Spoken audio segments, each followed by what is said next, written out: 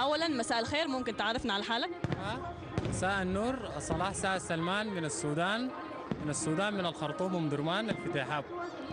طيب استاذ صلاح، يعني ممكن تشرح لنا شعورك بمناسبة عيد الاستقلال، يعني كونك قاعد تحتفل مع الشعب الاريتري هنا وسط الشعب الاريتري وسط العاصمة أسمرة بعيد الاستقلال الثاني والعشرين، كيف هو شعورك؟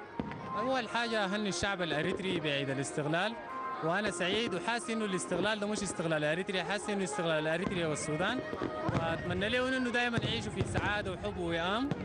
وبالاضافه الى ذلك انا انبهرت شديد بالشيء الحاصل في شارع الحريه، واتمنى انه الشيء ده يتكرر كل يوم يعني. طيب استاذ صلاح، هل دي هي اول زيارة لك هنا لإريتريا؟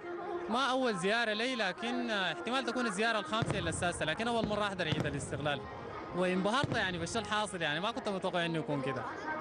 واتمنى انه الايام كلها تكون عيد، والشعب الاريتري شعب طيب وشعبي زي ما بقولوا معطاء، فنتمنى له التقدم والازدهار ويكون عايش في وئام وسلام دائما يعني، وتقدم وازدهار. طيب شكرا لك يا استاذ صلاح، وكل سنة وانت طيب.